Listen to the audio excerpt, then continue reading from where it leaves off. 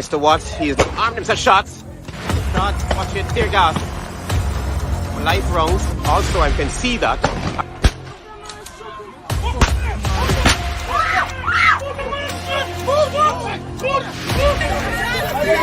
Justice for Quindon! The man is a boxer, man. Watch your hand put in the boxer, man, to do that.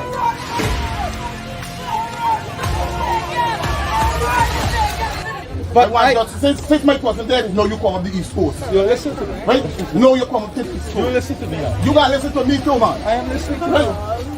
Now, I see you on the East Coast. The day when they get a protest of them, the next day, that's when you see one bigger heads come up to talk to my family. Right? And that's bad. If we didn't do a protest, we want to see nobody for justice. You see? I'm not holding back nothing. I'm not holding back nothing. I just need justice for my family.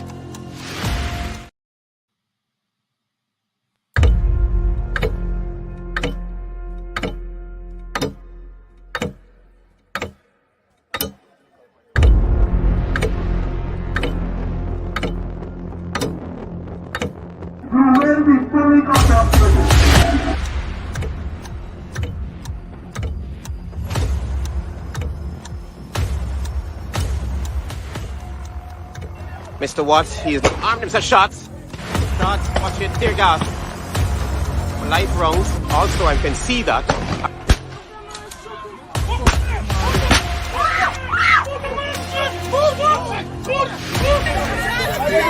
Justice for Quindon! The man is a boxer, man. Watch your hand put in the boxer, man, to do that.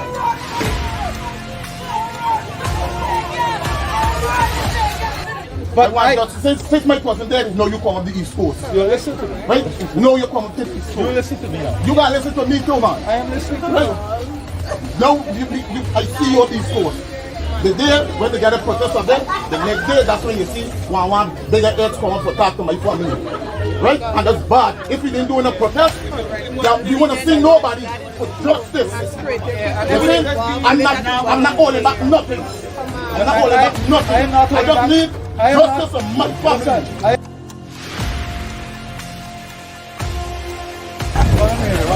I get visitors all of a sudden. All of a sudden, visitors. And good evening. Welcome to Politics 101 on a Thursday evening. Vincent Alexander is here, and we are going to be talking about a number of issues. Wherever you are, please share the link. Share the link and let everyone know we're here. Took you back in time there, as we've been doing this week, because we want to shatter this story, this myth, that some people have been carrying on with, especially some black men. During the coalition time, they said that the coalition knock off 7,000 mainly East Indian sugar workers, and they closed down 4 estates, affecting more the East Indian community. And as a result of that, the East Indians went back to the PPP. They turned their backs on the coalition government. That sounds rational to me. If you feel that you are discriminated against, you're not going to be voting for those who discriminate against you. That seems rational to me. That seems that Indian people are rational. They're human beings. They have souls. They have feelings. But some people, including some black men, are telling us that, since 2020, black people have been killed. Quindon Bacchus, or in Boston, Peter Headley. Black women have been spat upon.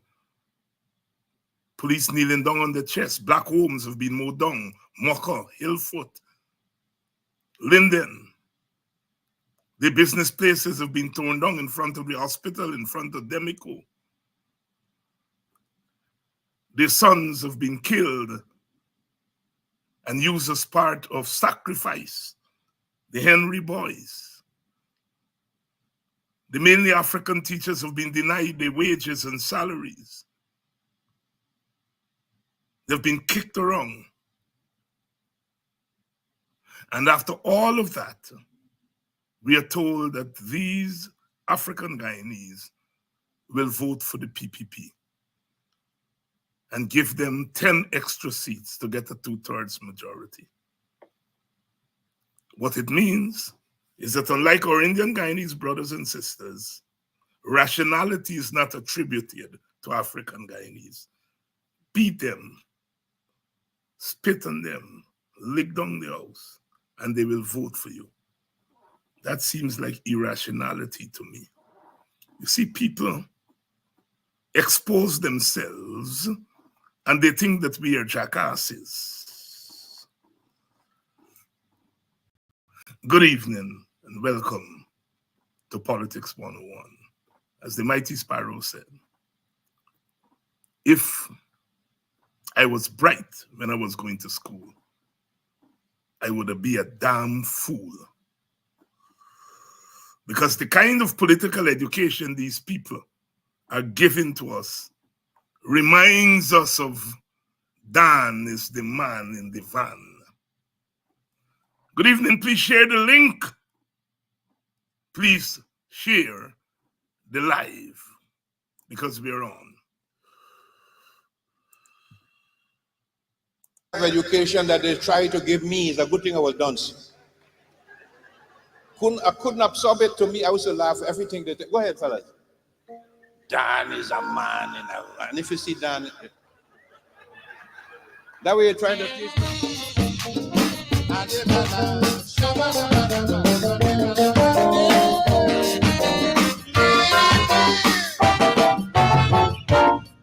Well, according to the education you get in a school, you will grow up through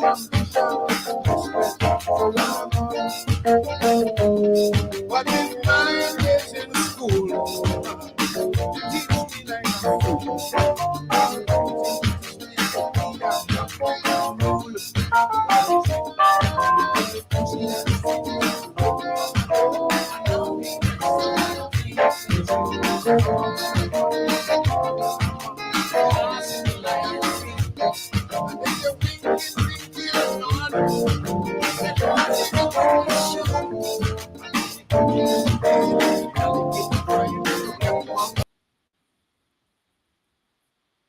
We seem to have a bad recording there. They don't want us to hear Dan is the man in the van. They don't want us to hear about Dan is the man in the van. The bad education that we used to get, that is the kind of crazy education that they're trying to give us now. You see, there was a system, the British system, and they had a man aiding and abetting them, a fellow by the name of J.O. Cutteridge. So write all kind of fool thing and put in the book. So when we now learn that as children, we grow up to be marginally literate, just good enough to serve. So I objected to that. The teacher put me in the back bench and said, "You're a troublemaker, you little Francisco. You're the troublemaker. Get to the back bench." So I accustomed with that. They put me in the back bench. But you know, there were other guys like myself. He said, "I'm a musician." They put all of us in the back bench. So instead of learning all that the teacher was teaching, Dan is the man in the van. Let me get him a verse of that. Well, according to the education you get when you're small, you will grow up with true ambition and respect for one and all. But in my days in school, they teach me like a fool. They think they teach me I should be a block-headed mule. What they teach me? They tell the pussy has finished his work long ago, and now he rests in a thing. Then they say, Solomon Gandhi, one of the money, the ass in the lion skin. Then they say, winking, blinking, and nod. Say, off in the wooden sloop. How the goatee lose his tail, and the alligator fighting to get monkey liver soup. And Dan is the man in the van.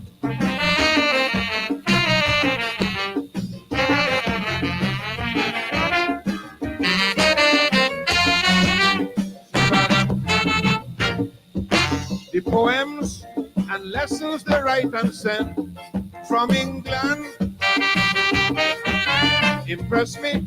They were trying to cultivate comedians. Comic books made more sense. You know it is fictitious without pretense. Joe Cartridge wanted to keep us in ignorance. He said, Humpty Dumpty sat on a wall. Humpty Dumpty didn't fall. Goosey, goosey, yonder, where shall I wander? Ding dong bell, mama yo, goosey well. R-I-K-K-I-T-I-K-K-I-T-A-V, R-I-K-K-K-K-K-K-K-K.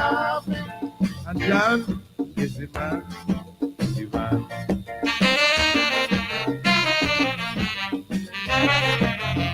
Captain, there's a treasure on board. Examine the hall. Cartridge was plenty times more advanced than them scientists. I can't believe that one man could write so much damn foolishness. Aeroplanes and rockets didn't come too soon. Scientists used to send things up in balloon. This time, Cartridge done make a cow jump over the moon. And he said, Tom, Tom, the piper's son stole a pig and away he ran. Once there was a woman who lived in a shoe. She had so many children, she didn't know what to do. Hickory, dickory, dock. The mouse ran up the clock. The lion and the mouse, a woman pushing a cow to eat grass on top of her house. And Dan is the man in the van.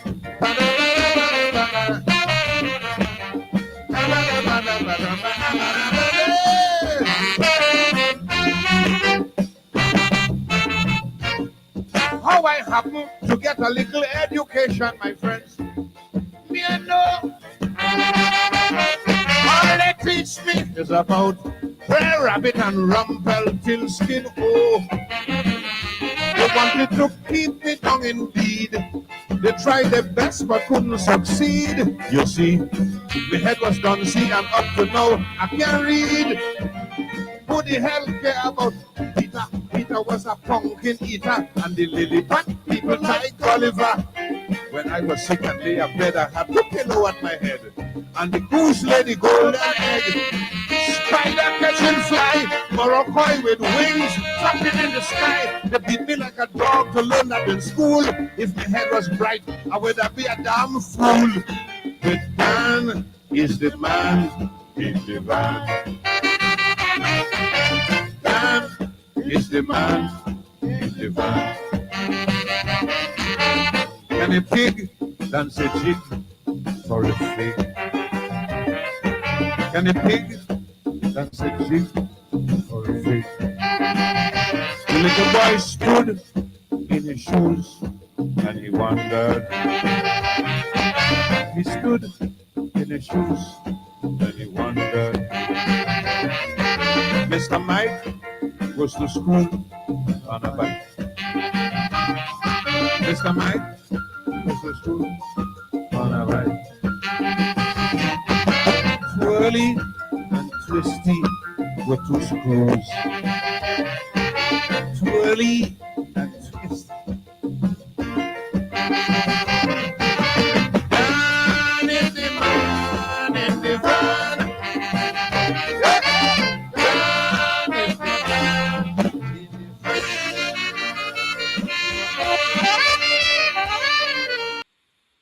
Oh, yes, the mighty sparrow, Sling of Francisco.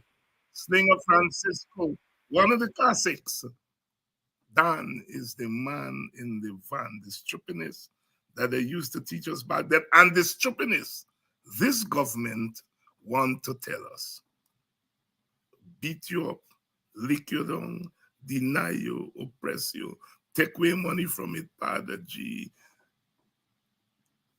And then you go vote for them. Dan is the man in the van.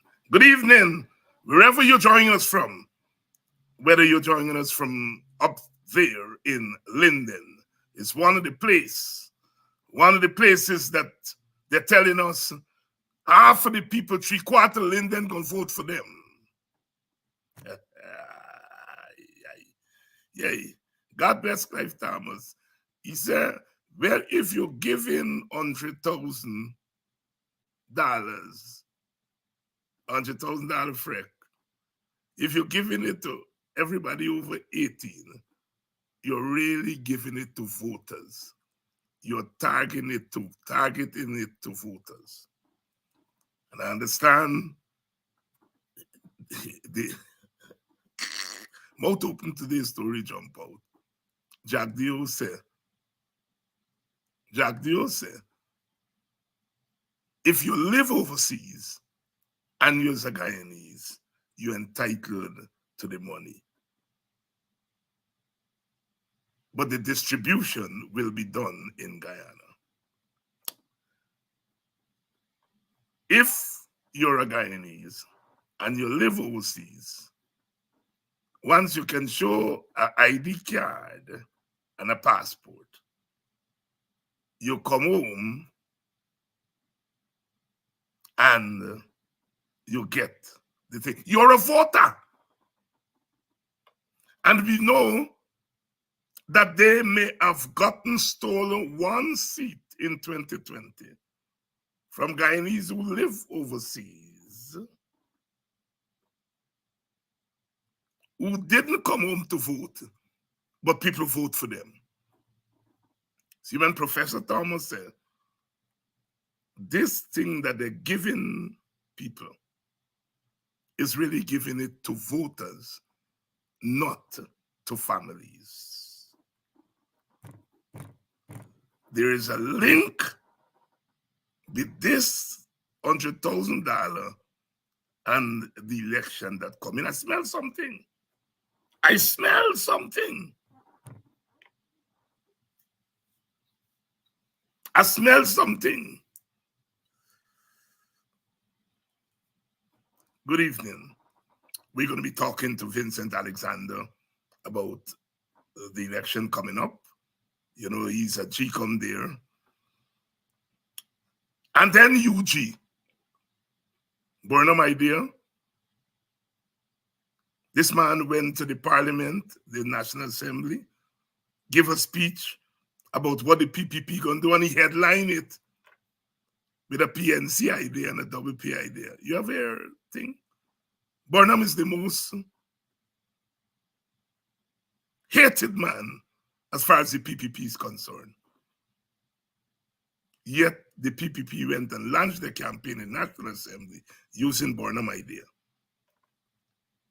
Jack Dio cussed Clive Thomas, said Clive Thomas is a failure. Imagine that. Clive Thomas is a failure. He never run anything, but he run Gaisuko, and he did a terrible job. He run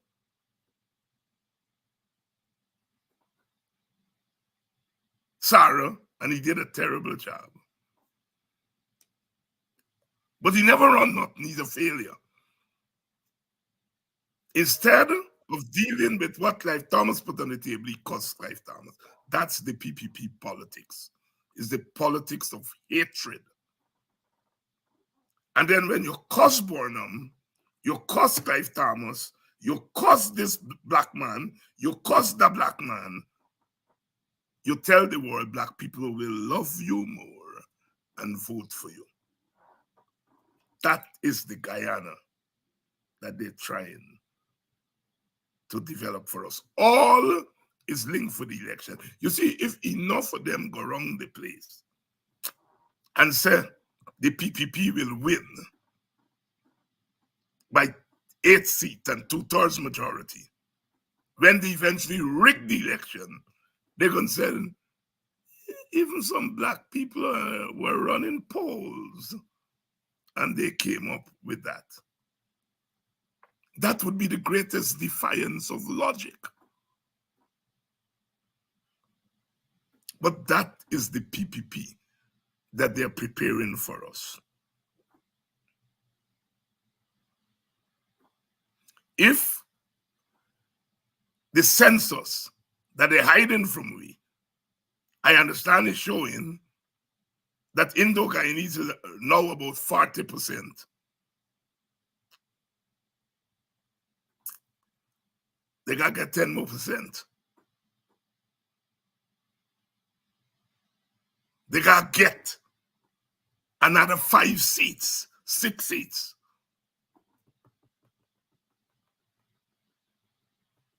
And they got turned to the people they're beating up. Logic defies that. So they're going to thief those seats if we allow them. Wherever you're joining us from, good evening. We're ready to roll because we're going to talk about UG. UG free. That's how Burnham had it till they come in 1993 and they take it away. They put them back now and they say it's their idea. But you see, universities depend on tuition for money to run the university. And if you take away tuition, you have to give the university the money to make up for that tuition that they are not getting. We know that in the budget, they ain't get no money there. And so far as we are concerned, so far as we are hearing, they have not given UG the money to make up. We're going to talk about that. These people are no good, and it's not like they're doing bad. It's that they don't know what they're doing when it comes to certain policies. But never mind, because that's not bothering them. All they're concerned about is lick down the country and prepare to thief the elections next year.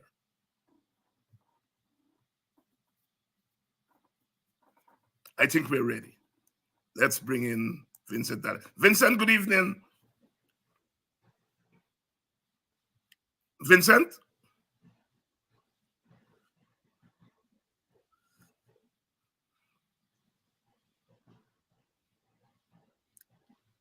Good evening. We're not hearing you. Good evening. Good evening. How are you? Are you hearing me now? Yes, I'm hearing you now. I'm fine. You're hearing me? Yes, I'm hearing you. I got the impression from the earlier part of the program that we may be having some technical problems. But let's see how it goes. Yes, let's see how it goes. All right. You had some Don is the man in the van in school? I had more than Dan is the man in the van. For example, I attended a private school. In that time, we didn't have free educations yet. And I didn't do West Indian history. I did English history. That was the history that they taught us, not West Indian history. So it was more than Dan is the man in the van. The English were the men in us. Wow. And then, of course, we got independence. PNC came to power. Burnham was the leader. And one of the things that he set out to do was to get rid of Dan is the man in the van. I remember entering high school in 1970. And I didn't do anything with Shakespeare till I got into third form. And we did one Shakespeare thing, Taming of the Shrew. And I did that in third form. when I got into high school in 1970, I was reading Samuel L. Vaughan and Edgar Metterholzer and Martin Carter and George Lamin and these people. Hardly Dan is the man in the van. And so Burnham felt that education, a new education, a different kind of education, was part of the decolonization process. And so therefore education was much more than reading and writing. In Jamaica, Michael Manley also introduced universal education, and it was done throughout the Caribbean. Education had to be accessible to poor people to get rid of the Dan is the man education, but also to empower people. Vincent, when you heard Irfan Ali go to the National Assembly and headline the launch of the PPP campaign with Burnham's idea, what went through your mind?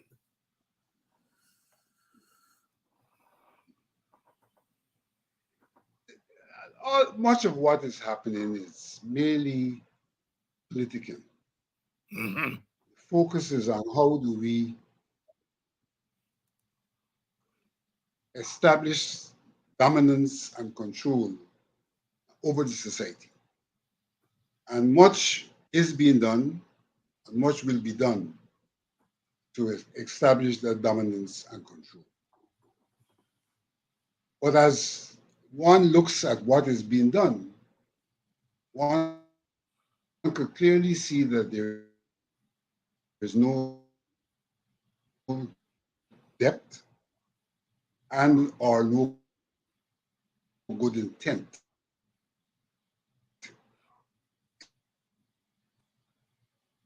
I don't know if you have had a little problem just now again. Yeah, we are hearing you.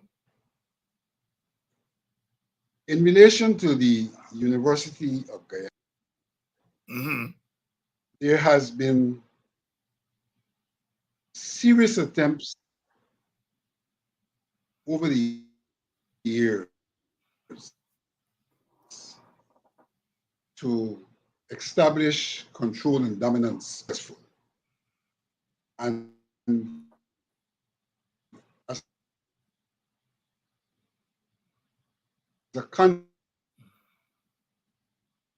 consequence of that, the university has not been the beneficiary. You see, there's always been a problem with insufficient funds at the university, even as the government of that day, the PPP government, complained about quality and complained about composition, to a large extent, the composition of the academic staff.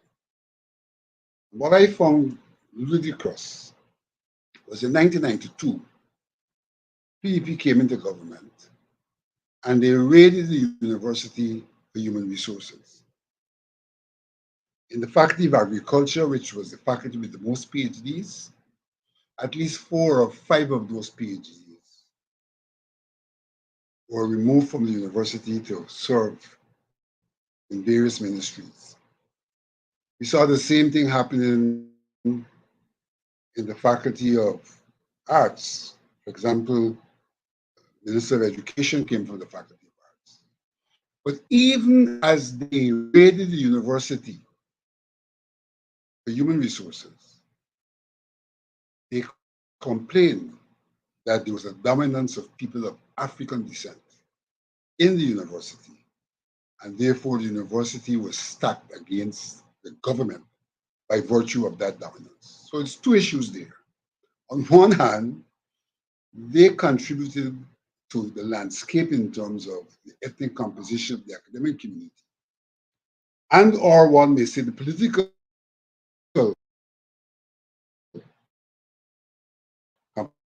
composition, because the Jeffreys even were. But on the other hand, having raided the university, they turned around to say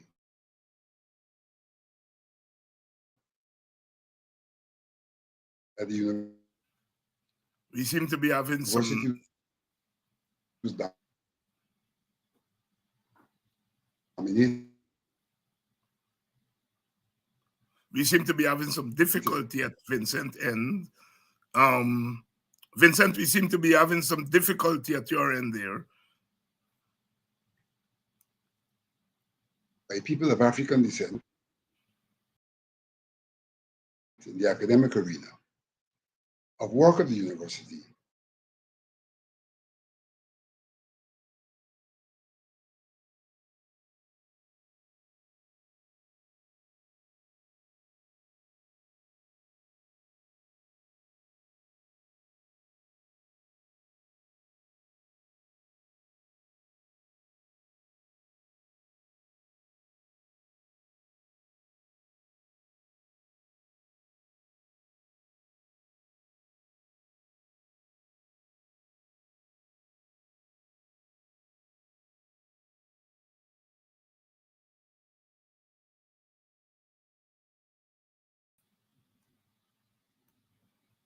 We seem to be having some difficulty at Vincent end. Let's see if we get him back. Vincent, are you hearing us? Are you hearing us, Vincent? We seem to be having some difficulty there. Bandwidth, it seems. Let's see if Vincent comes back in. The university, as Vincent was saying, has always been a place that the PPP sees as a problem for them because they have not been able to control it. And they've always said that UG was dominated by African Guyanese. And we know what they've set about to do in the institutions that have been populated by African Guyanese, whether it's the public service, whether it's the University of Guyana, the army, the police. They've tried their level best to control those organizations, to control those institutions. Vincent, are you hearing us? Yes, I am back. As I said to you, David, from the inception, Yeah. I for whatever reason, I saw these technical problems which seem to be continuing. But let's again see. Yes, let's see how far we get. Yes, go ahead. Continue where you left off. You were telling us about UG. So the university and the raiding of the UG. It's always been a battleground with the PPP attempting to gain control, not only in terms of the administration, but in terms of the student politics as well. You know, there were the days when at the University of Guyana, if you had a student election, it was an election that saw the PPP, the PYO, and the PNC contesting. Students were not allowed to be independent or apolitical. They were dragged into the political struggle. However, sometime in the 80s, with the people like Jonathan Adams and Harry, they moved the university student politics away from inter-party politics and sought to make it genuine student politics.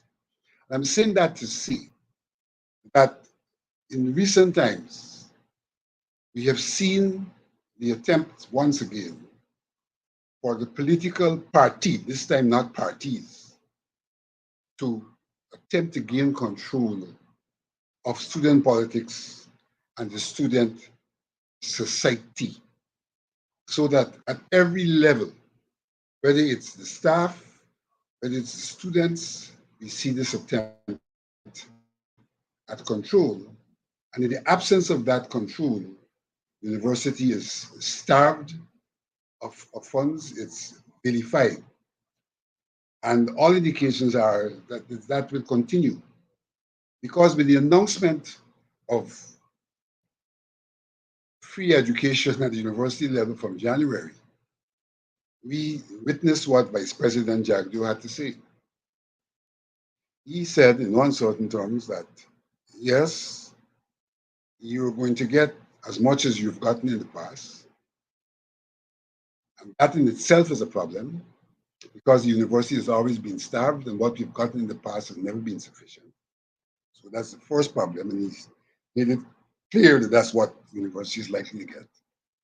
And secondly, he has said that the university has to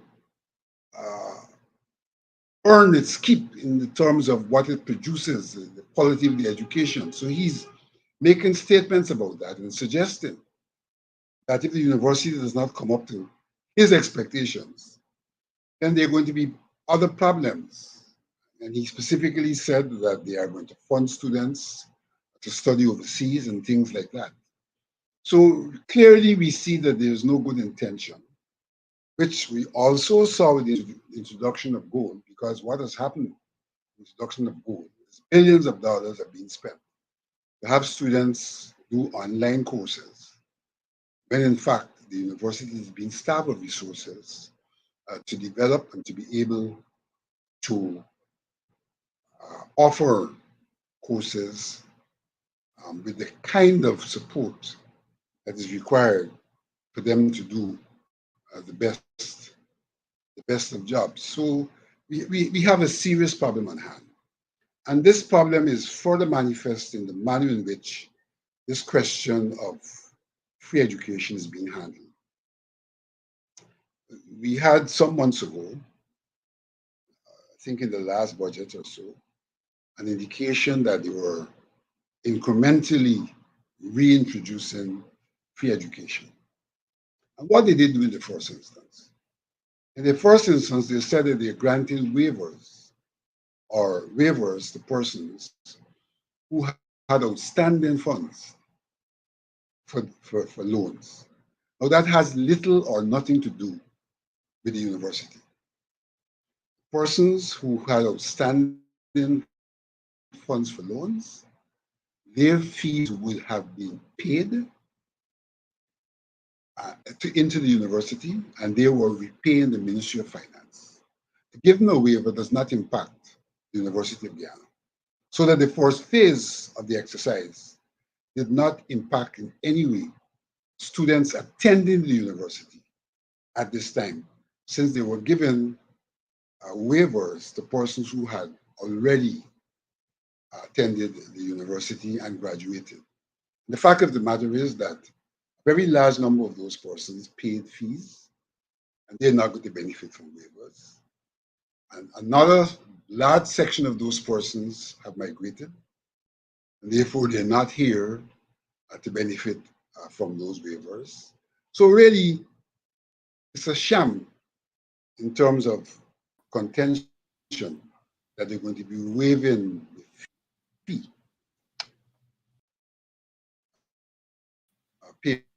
payment or the repayment for those persons, because it has absolutely no impact on the university. And we see this problem continuing in the most recent announcement that they are going to be waiving fee from January. You know what that has resulted in? That the students who are presently in the university are holding back on paying fees. In fact, since the announcement that they will be introducing new education, students have been holding back from paying fees, which has led to serious internal problems in the university. Because with students not paying fees, then the university has serious problems with their cash flow. Serious problems with their cash flow. And the university, in the kindness of its heart, has continued to give tuition to those students who would not have paid fees, with the hope that at some point in time, they would pay those fees. And the university, in fact, had put mechanisms in place to say to them that you will not graduate if you don't pay the fees. But the fact of the matter is, them not paying meant that there was a tremendous cash flow, and it added up to hundreds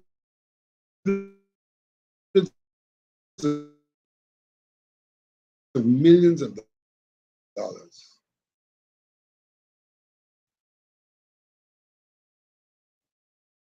Not being paid further woes for the university because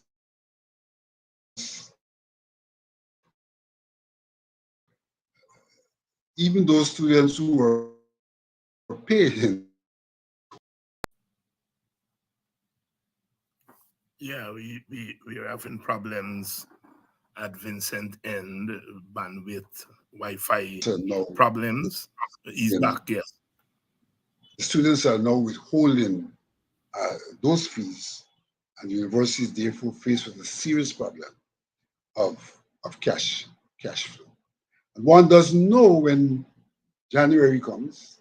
January is in the middle of the academic year. Students pay fees for an academic year, and they have not been paying to a large extent for the first semester.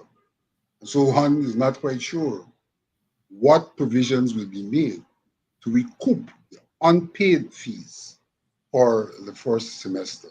And in fact, the unpaid fees from 2020, when the announcement was made that they will be reintroducing fees. So the university really is in a chaotic situation right now in terms of its funding. And even in the face of that, you're getting threats from Jagdeo about what will happen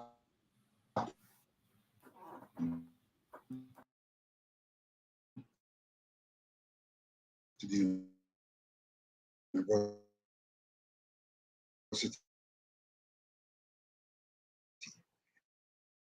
if they do not meet his demands. David, this has been my worst experience at Yes, it's yeah, we're having some difficulty. I don't know if you want to log out and log back in and see if it gets better. Online show. My very worst. Yeah, maybe you want to log out and log back in and see if it will get better. Frequency with which I'm looking to you now. I'm not sure whether I'm speaking today. I'm gone again. I don't know what we'll do. This seems to be something that will continue. Yeah. I would say log out and log back in and see if it gets better.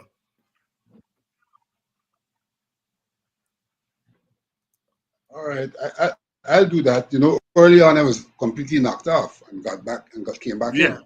But let's see. I'll go. Yeah, Brother Vincent Alexander, they're having some difficulty. Let's hope we can get those difficult. But he's raising some points there. The university has a cash flow problem, and the government is pampersetting itself about this free education and goal and all of that stuff. But the sum total of all of that is that the university staff of funds. Now, the university depends on tuition. We all know that. You've got to pay for security. You've got to pay for staff who are not faculty. You've got to pay for all the things that we enjoy at a university. And tuition is a big chunk of the university cash flow, the university revenue. And so in the middle of the school year, they're short of funds. And the government has not stepped in to give them those funds. The University of Guyana is a government institution. And if the government is taking away a source of income for the university, the government has to be able to step in and to replace that source that is being taken away. Of course, all of us want to go back to free education. It's a right. It's our constitutional right. But it has to be done the right way. It is the same issue with the cash transfers. They are implementing these policies, but they're not doing it in a sincere way. And because they're not doing it in a sincere way, they're sabotaging the whole process. And now the university is in problems. The government has to step in and to give the university more money. That is the whole idea of free education, is that the government is subsidizing education. If you're not going to pay tuition, it means that the government is subsidizing education at the university. And this is not the case. So once again, after all the fanfare, the truth is now coming out. After all the fanfare with the cash transfer, we are learning today the cash transfer is meant for voters, including voters who live overseas.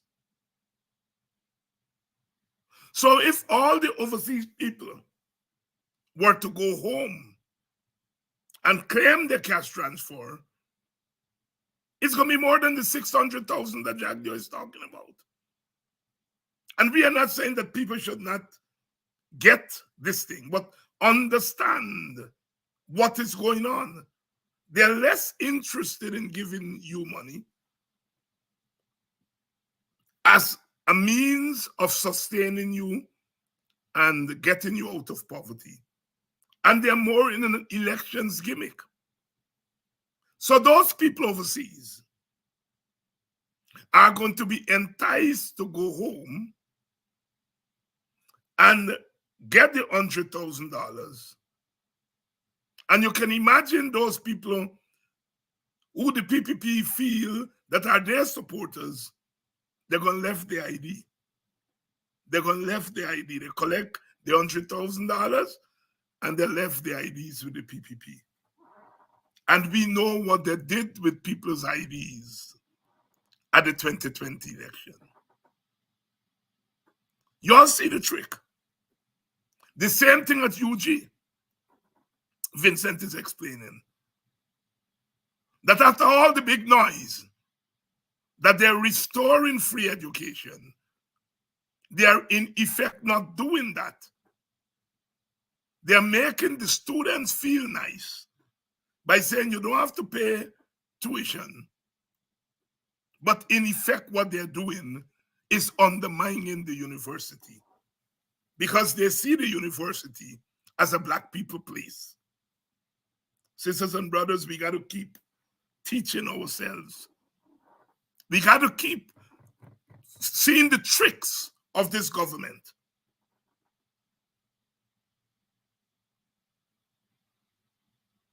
Now, I was told by activists in some of our strongholds that as a result of the cash transfer, the cash grant, the thing that they're giving, the $100,000, a lot of young people who are not registered are now going to get registered to get the $100,000. They ain't get ID. So they got to go and get an ID. And in the going to get an ID means you're going to register. I understand that in my village, there alone, the villages around Buxton, Melanie, Bachelor's Adventure Paradise, Golden Grove, an activist was telling me that he went by at Caldigen, and there were about 300 young people there. On the day that he passed there, they're trying now to get the ID, to get the 100,000. The PPP is now finding out that they may be helping to get some of our people who are not registering to go now and get ID and to get their names on the list of registrants. And from the list of registrants, that is how they pull the voters list. This means that the voters list will now be swelled far, far beyond the last report of GCOM. GCOM, the last report, puts the voters list at 700 and something thousand. So if more people are going now to register to get this 100,000, it means that the voters list is going to swell further. Now, on the one hand, it may mean that some of our people who weren't registering will now be registering, but the voters list is going to be swelling. I think Vincent is back. Let's see here if it's better. Hello, Vincent.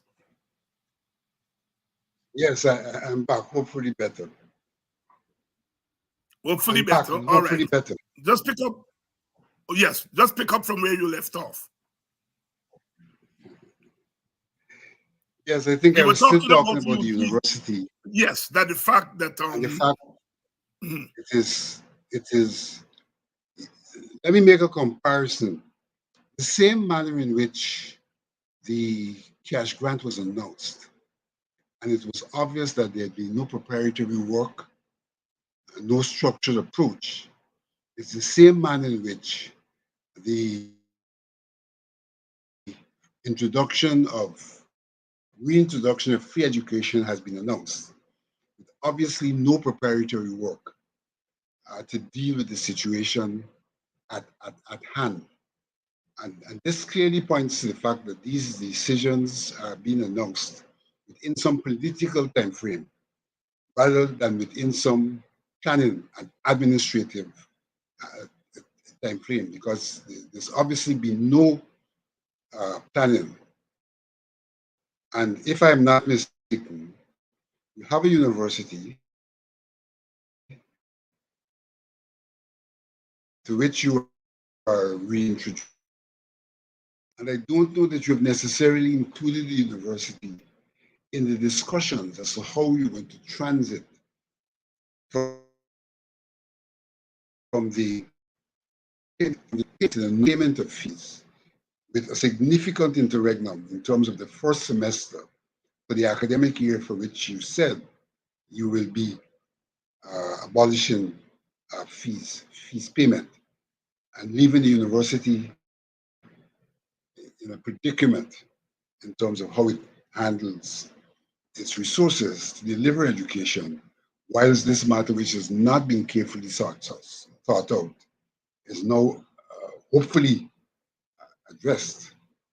Probably the better word is redressed, so as to regularize the situation at the university. Nobody knows what are the consequences of abolition of fees, whether the government will pay for each student that comes to university, whether the government will simply give a blanket subvention unrelated to the number of students in the manner in which, up to now, the revenues related to the number of students, because fees are paid per student. None of that has been said to the public.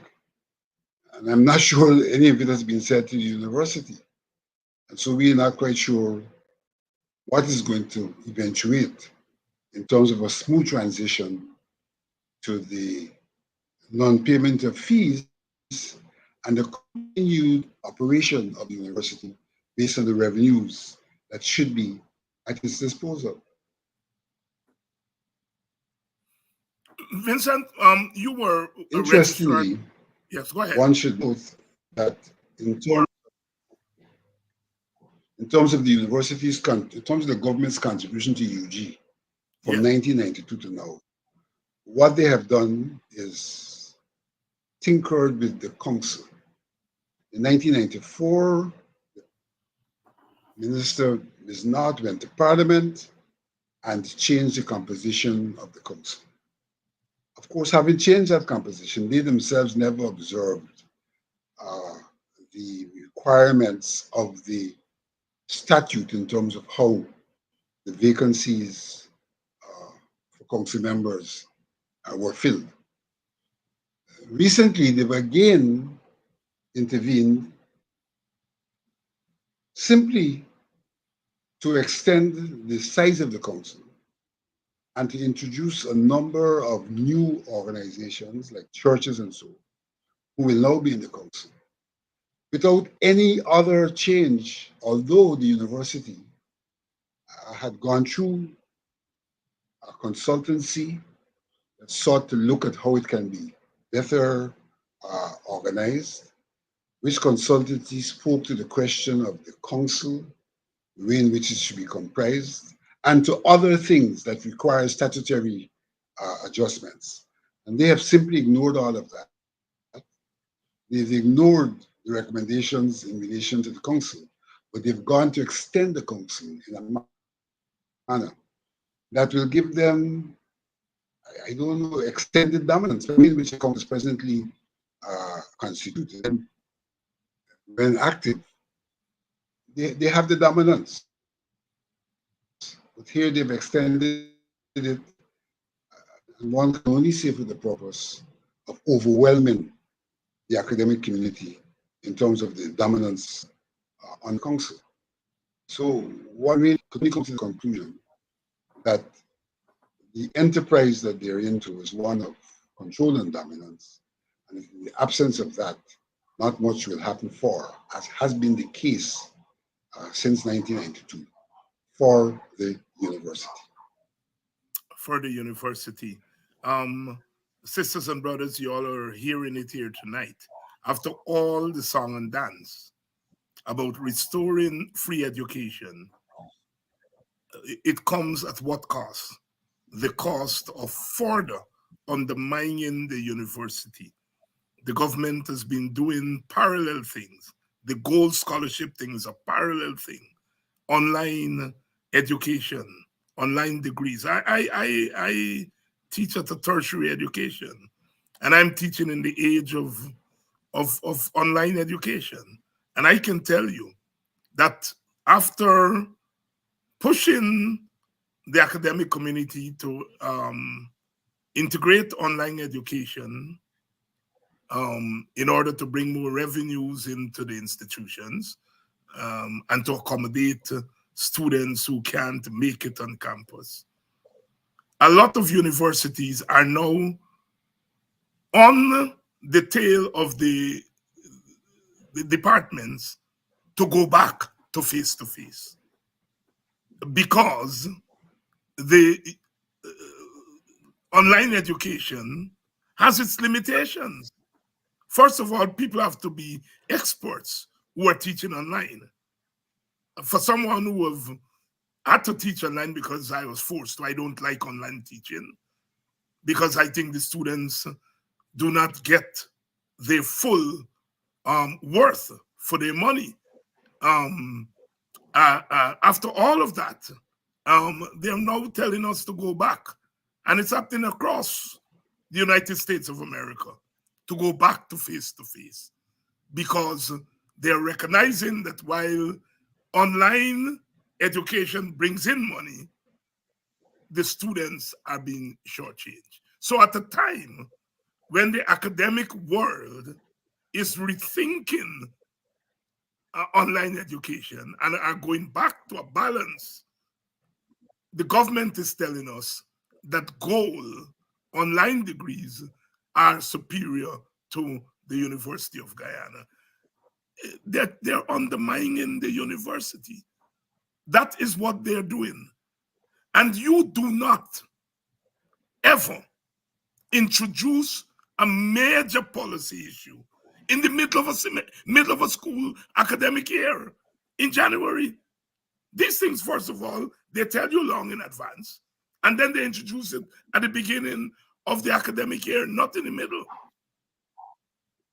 So, Vincent, have they given UG any extra money to make up for these fees? Absolutely. Absolutely none. In fact, Vice President Jagdu in his press conference said, well, usually gotten so in the budget and therefore, they have money. They have money. What he has not said is that a greater part of UG's revenue comes from fees, and therefore the budget cannot suffice for the operations of the university. And as far as I know, there's been nothing forthcoming in terms of trying to ensure the university has the kind of cash flow to continue to fund its operations. So they're out there in the cold for all intents and purposes, unless Yes, the university tells us something otherwise. yeah, They haven't. yeah, yeah. Vincent, let's pivot from UG for a moment. One of the consequences, I'm reliably informed, of this handout of $100,000 is that a lot of people who are not registered, who don't have ID cards, for example, are now going to get ID cards. And my little head is spinning because I am thinking voters list, election. Now, Jack Jones said today that people from overseas can go home and get this handout once they have their ID. So, you live overseas, you're Guyanese, you can go home, show your ID or your passport, get this freck. I hardly think this government want to give $100,000 freck to people overseas. And I am thinking there might be a connection to the voters list that usually talk to us what you've been hearing and what are the likely consequences. First of all, let's deal with the locals. Yes. GCOM has experienced an avalanche of persons coming to be registered. And that avalanche came immediately after the announcement of the 100,000. So obviously there are people who had no interest in being registered. Now that they hear about 100,000, there's an avalanche of people coming to GCOM.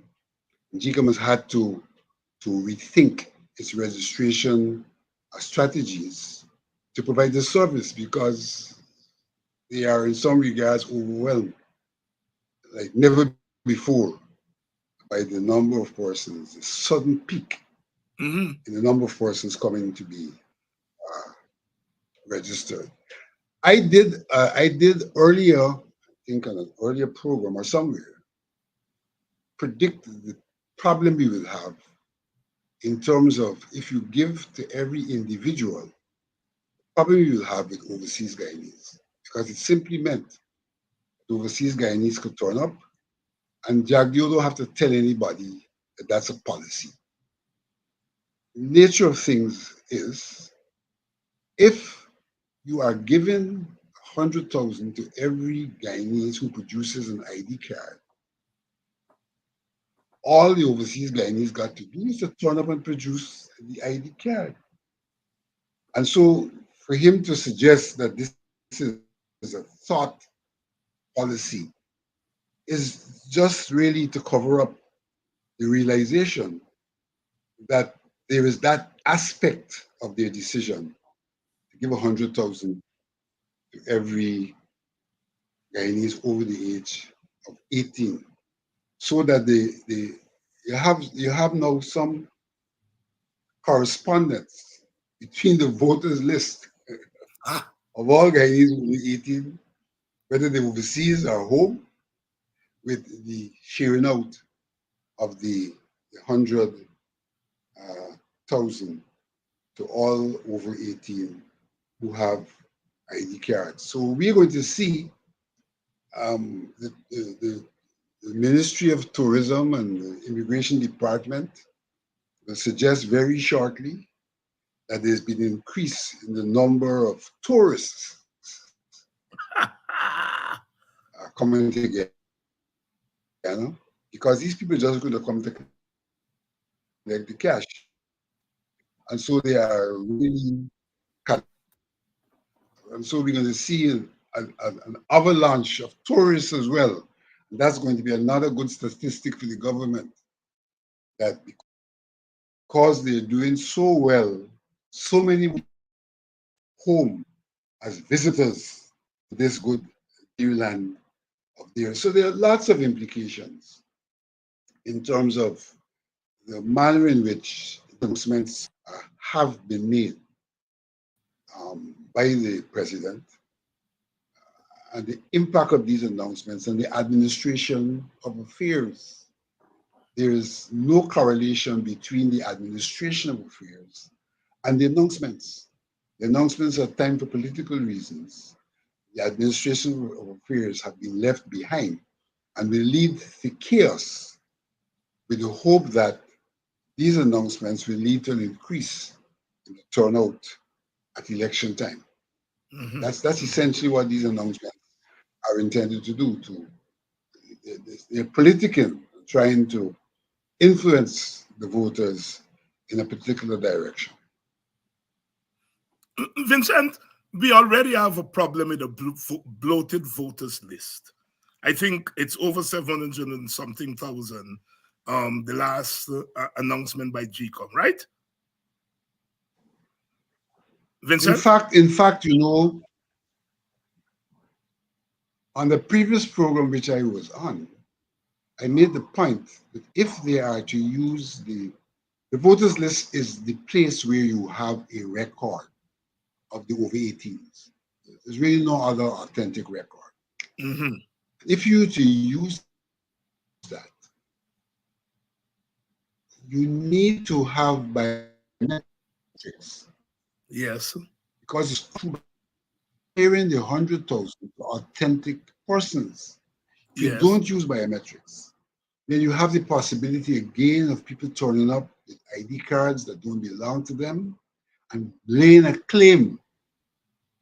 So I'm giving you another scenario in terms of how ill-advised are these announcements without the necessary backup administrative arrangements to ensure that there is transparency and accountability in these processes. Unless you can identify people biometrically, and that is not facial manual recognition, but electronic digital recognition. Unless you can do that, then you're likely to have a lot of fraud in the distribution process. When you look at an ID card, sometimes people resemble and all of that. Some of the cards are not sufficiently clear and all of that, and people will just get ID cards from overseas and they'll go back to the 200,000 and probably more. That's right. Really, we introduce chaos into public affairs in this country. But Vincent, if you have these added registrants, people are now registering, they had no intent to register before, they're now registering. That's going to carry up the list of registrants, right? Certainly, we are now already at 718,000 registered on the voters list. On the voters list, yes, 700 and something. Yes, that's what you reported the last time. The Lord knows where we're going to end up. In the absence of the census, us a real idea of in 2022, how many persons were determined to be the actual active population of this country. One needs the census. In the absence of that, one cannot give guarantees about what is happening in terms of the numbers of people being registered. Yeah, I of course monitor around where I live there, and a PNC activist, my friend, was feverishly calling me a couple of days ago. I didn't get back to him, and last night he eventually got on to me and he said, on a given day at College Inn, you have about 300-400 people going there to to register. And I'm saying if that's one place, you can imagine if that is happening around the country. We're going to have a voters list that is going to be over 1 million shortly. And what does that mean? What does that mean for the electoral roll? It is clear that we need to go to ground zero in terms of our electoral roll, so that we can compile an electoral roll that really reflects the voting population. And for that, we have to go to ground zero in our registration. Yes. So we can really reflect the real population between from age 14 and above. Unless we admit that there is the need for that, what we are doing is embracing a corrupted system, a corrupted role. Because we haven't mentioned here the issue of the persons who have died. And you know, in the past, I have emphasized the question of the overseas debt. But you know, even as I emphasize that, I'm become concerned of the local debt, because we have had recently many people in social media and other places indicating that there's the death of the parents 10 years ago and so forth. And even with the GRO's record that we are in possession of, those debts are not being recognized, and therefore those names are not being taken off of the roll.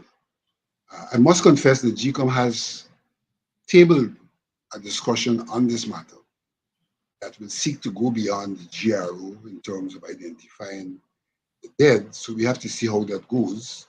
We now want to look at issues of the death reported at police stations. And you know, all persons who die at home, they should be given clearance by the police, so the police should have a record of all the persons who die at home. Hospitals, in far-flung areas, medical centers and things like that. So we're looking at more mechanisms to identify the local dead, because obviously, notwithstanding what we've been doing in the past, the evidence suggests that we haven't cleared that list of the local dead. And then the problem of the overseas dead is another big problem. We know that we have a population overseas probably exceeds the local population. And that, to a very large extent, is responsible for the size of the list. If we were to go back to ground zero, all the persons who died from 2008 might not be on the list. And all the persons who died not only in Guyana but overseas, and that obviously will be in the hundreds of thousands. Yeah. It's a three-figure matter, yes, in terms of thousands. Yes. And you somebody was suggesting to me the other day, well, you can go to funeral parlors and see how many people come home to bury, but it's a tiny fraction of people these days that are bringing their family home to bury. They bury overseas. Very yeah. And now cremation is quite popular. So you know, your family die overseas, you cremate them, you bring home the ash and you hold a memorial service. So you can't even go to the funeral parlors. But the fact of the matter is, when somebody comes home to be buried, I'm not sure that, unless we check with the funeral parlors, that we have a mechanism for recording those deaths for the purpose of deletion of the names from the register. So it doesn't matter how many people come home to be buried. And as you said, the number is not exceedingly high. You know what's interesting? I raised this question in GCOM of how do we capture the dead overseas? And a GCOM commissioner representing the ruling party said to me, "Are you assuming all the people overseas are dead?" I said, "No, I'm not assuming that, but I'm assuming that there's a number among those overseas who have died." And he then said to me, well, produce the evidence. Wow. He sees, you imagine a Guyanese telling you that to explore the mechanism for taking overseas dead off the list, you have to produce the evidence of overseas dead. And I told him he probably doesn't even watch that announcement. It's so obvious, it's so natural that people will die, whether they're here or overseas, that should never be a question. That's right. But here was a potential obstacle to addressing the problem by saying, well, why are you addressing a problem where you don't have empirical evidence of people who die overseas? And that Anything can and only everything. suggest that there's an interest in not dealing with the problem. That's all it can suggest. It's an interest in not dealing with the problem. And we can see where that interest lies because we have the evidence of how that situation has been manipulated in the 2020 election. And let me Yes. say this, David. Every day people are shouting about something that Mingo did and about attempts to rig the elections. Let's assume it is true Yes. what Mingo did. Let's assume it is true. Isn't it also true that the recount showed that there were other activities not unlike those attributed to Mingo in the 2020 elections? And how could we simply point a finger at the Mingo and completely ignore evidence that nobody has pushed back on, that there were people who were voted for who were not in the country? You have news and everybody repeating all this thing with Mingo, Mingo, Mingo, Mingo. Yes, let's say Mingo did that. Why are they not paying attention to the evidence that's in the public domain about the people who were voted for, who were not in the country? Why hasn't Nandalal taken all the information he collected from GCOM and tell us what is the outcome of the verification, immigration records of those names that allegedly, because those haven't been verified as yet, but they're those which have been verified. And if you take what has been verified as a sample, 75% of the names that turned up as people being voted for were verified to be true. Were verified. And just a So couple we of have days a on this. nation that's not itself. Yeah. No, Vincent, you're quite right. I'm glad you went there. A couple of days ago on this program, I said, if you were saying Mingo and others attempted to rig the election, and then you go do a recount and show that others didn't attempt, they actually did things that amount to rigging. So you are telling us that attempted murder is a higher crime than murder itself. The logic, it can only mean that you have an investment in rigging election. They have an Definitely. investment in rigging. That they are There was silencing. somebody saying in the recent papers, the PNC can't live down with 2020. Yes. PPP is living up to 2020, but the PNC can't live down to 2020. Yeah. And you hear that from people like Dominique Gaskin and others. I mean, talking about this attempt. So that really we are in a situation where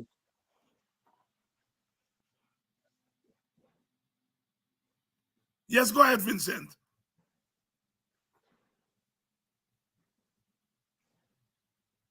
Go ahead, Vincent. We're not hearing you.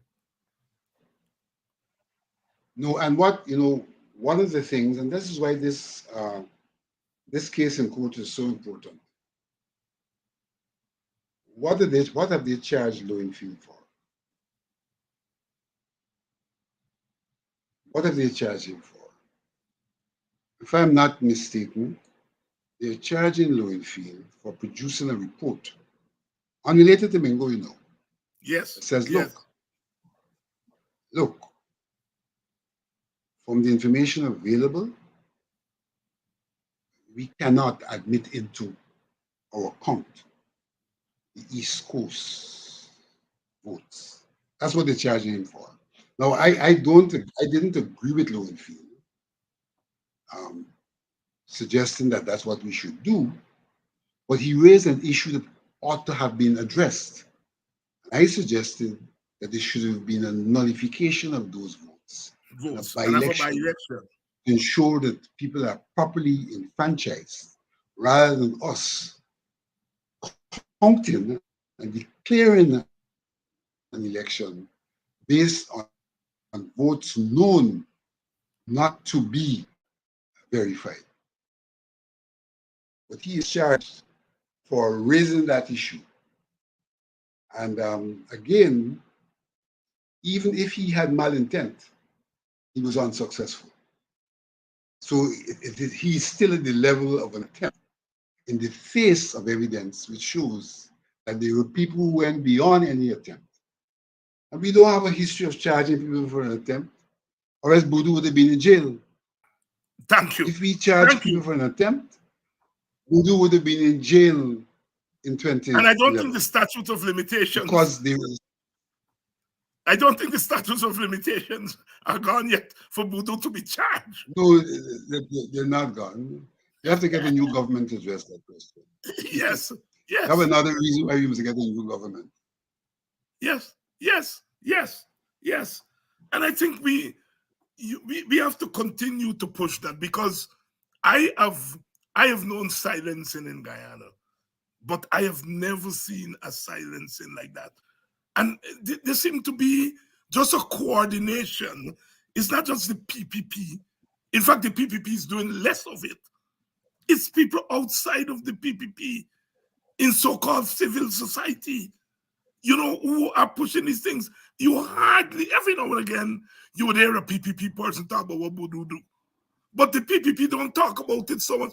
It's a lot of people who are friends with the PPP, but are outside of the... Well, the PPP, they have concluded their work. They have ingrained it. And so they now sit back and allow those people in whom they ingrained it to continue to push it as if it's the wider population that has recognized and articulating this problem. Yeah. But really, it's a projection from the PPP. Yeah, that's right.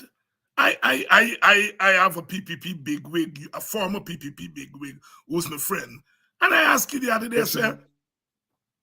I asked him why you don't push this Mingo thing, and he laughed. He said, "We have moved on. We have moved on from Mingo. Let other people push it up." So you're quite right. They've planted it in people and they're pushing it, and you hear in Jagdio's parlance, the Mingo thing would come under what Jagdio calls just the politics. Mm-hmm. In Jagdio's parlance, that would be just the politics, because that's the way in which Jagdio has treated immorality and illegalities. It's just the politics, but it's also just the politics for them to vilify in their interests people who do things that they would normally call just the politics. Yes, yes. And for example, when Boodoo did what he did, their position was, well, it was corrected. So what Mingo did was corrected. What Lowenfield did was corrected. But they're before the courts. What Boodoo did, they say, was corrected. And Boodoo continued to be a GCOM for an extended period until his contract came to an end. And even then, he was offered employment by the government as an act of confidence in him as a good public official. Big, good public official. Vincent, before you go, what's happening over at Ipadaji? Well, Ipadaji, the decade is winding down. For all intents and purposes, there will be another decade. The UN seemed to be moving clearly in the direction of another decade. So what the GMAC is doing, we are reviewing and refocusing for the new decade, bearing in mind that it's 2 years now, approximately 2 years now, and the judgment has not been handed down in a case that was concluded. We have seen other cases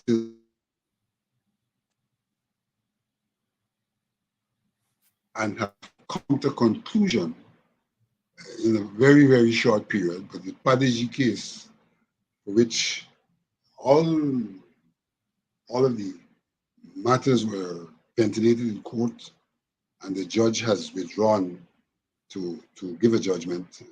No judgment, even as the decade comes to an end.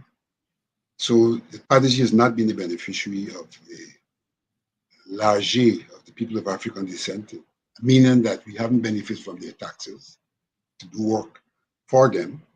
But we have continued to work with the main resources at our disposal. We have been careful not to expose local and even overseas persons who have made contributions to Padeji, because we know how vindictive the government has been. Yes, yes. And we don't want to expose people for them to be going after those people. But there are people who are making meaningful contributions. And on that basis, we are continuing to work in our community. Some of the work which will not be on herald, because heralding it may also have it cause it to be targeted. Vincent Alexander here tonight, weighing in on what's happening at UG after the announcement of the reinstatement of tuition-free University of Guyana. There are consequences, backlash, if you will, as a result of that announcement, which doesn't bode well for the University of Guyana, at least in the short run, the short term. We talked a little bit about what's happening at GCOM, what's happening with the voters list, how this $100,000 handout is creating problems for the bureaucracy, GCOM bureaucracy, and what may be some of the consequences. And of course, Vincent bringing us up to date with what's happening at Padeji. Vincent, any closing thoughts? Well, we really have on the horizon a number of issues that are indications of the nature of government and governance that we are subjected to as a people. And we have a situation where there was a Thursday press conference that any intelligent person would not fathom when one hears what is spewed on Thursdays in response to all that is happening, which clearly shows that we have a government that's a misfit. We have a government that's oligarchy, and we have a government that has absolutely, in the way it conducts public affairs, no respect for ordinary people, and has maintained a system which the United Nations says ought to be reviewed because of the institutional issues in the system that affects the people of African descent. We have a maintenance of that system, and we have attempts to take African people of African descent. And I heard the Vice President talking about the Bamia contract, that we must be glad that we get a school at Bamia. And rather than being glad, we are criticizing the guys who will present the school without an increase of the amount of money to be expended on that school. And the Vice President seemed not to understand, not to accept that what is. And what citizens have to be concerned about is what affects them. What affects them. And the delivery of that school 2 years after it was supposed to be delivered affects them. You can't turn around in the face of that, praising the fact that you will get the school. And the fact that so many things we are told we are getting, but when one looks at how we get them in terms of the quality of what we get, look at the corruption related to getting them, then the equation heavily falls on the side of the Guyanese people being shortchanged as opposed to what we get. The Guyanese people are being shortchanged, and the oligarchy are the beneficiaries of that shortchanging in the context of corruption and malgovernance. Corruption and bad governance. Vincent Alexander here tonight. Vincent, thank you very much for coming through. It's been a little bit choppy, but we managed to get through and get as much as we could get in tonight. Thank you very much again. And to you, the audience, thank you all for staying with us another evening, another day, another moment in this long walk back to normalcy, back to our freedom, the freedom of all Guyanese. We've got to get this government out. You've got to do your work, your homework. I said last night, I said each of us will become an activist. Get people, let them go and register. Even if this $100,000 freck is the motivation for them to go and register, let them go and register. Each vote, every vote is going to be important. And we've got to push back against backwardness. Because like I said, the PPP is turning, they intend to turn Black people and Amerindian people into hustlers. And they want to turn the Indian Guyanese community into an unfeeling community. Yet can sit back and watch a government in their name beat up on their fellow citizens, and they say nothing. We are no longer, if the PPP would have its way, African Guyanese, Amerindian Guyanese will no longer be better to Indian people. They will be hungry belly dogs. That is the Guyana that the PPP is trying to develop. A bunch of hustlers among African Guyanese, among Indian Guyanese. They turn us into a people who are fearful. And so we go along with our beating up. They turn some of us into self-haters. You hear some Black men saying, Nigel Hughes got a problem. What is Nigel Hughes' problem? He has been too Afrocentric. So Afrocentric is a problem in Guyana. That is the Guyana they are trying to develop. We say no. We say no. And we come again and again to make our no real. And you all got to help us to make that no real. I am clear.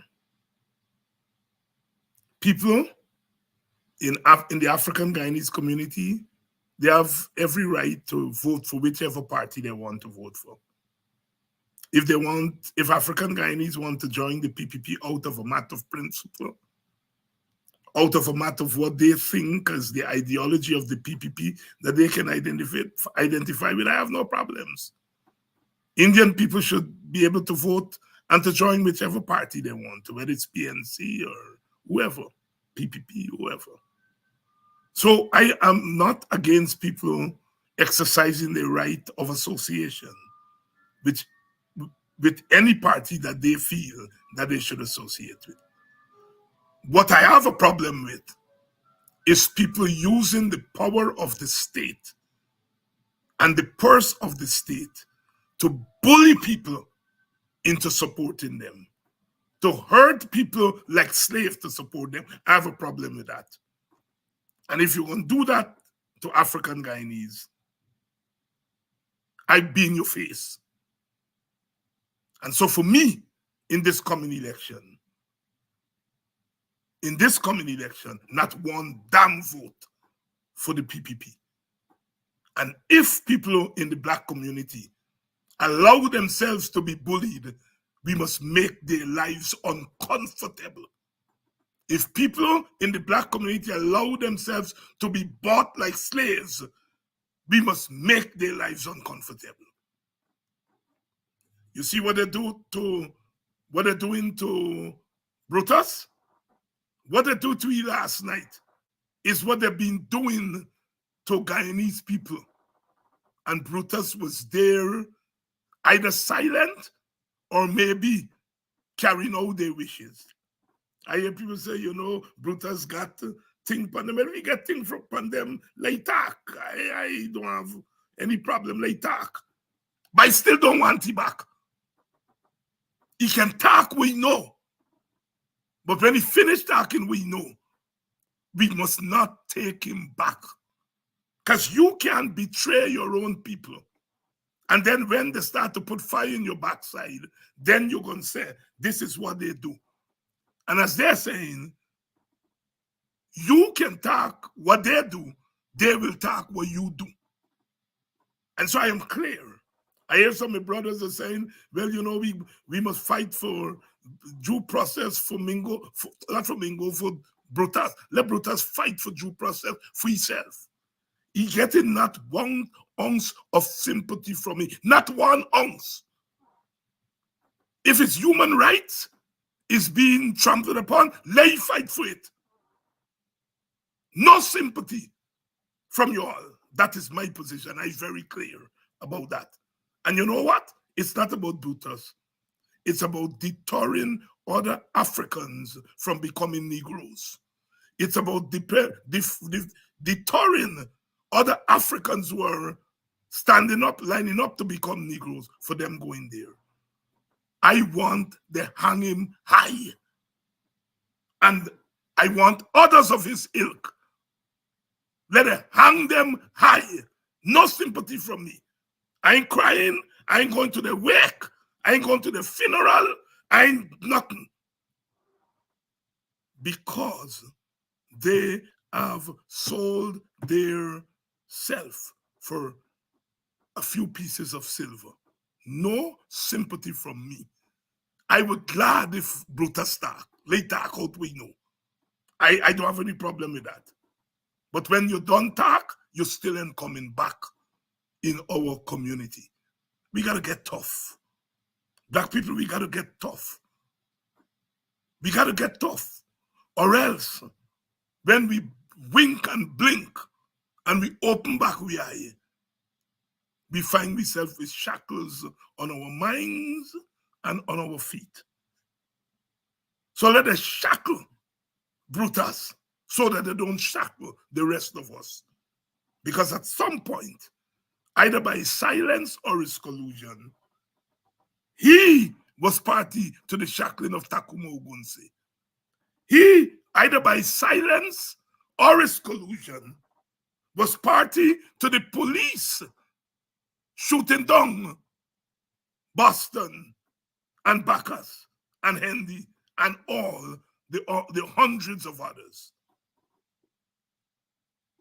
So don't tell me about his human rights. Let you fight for your own human rights.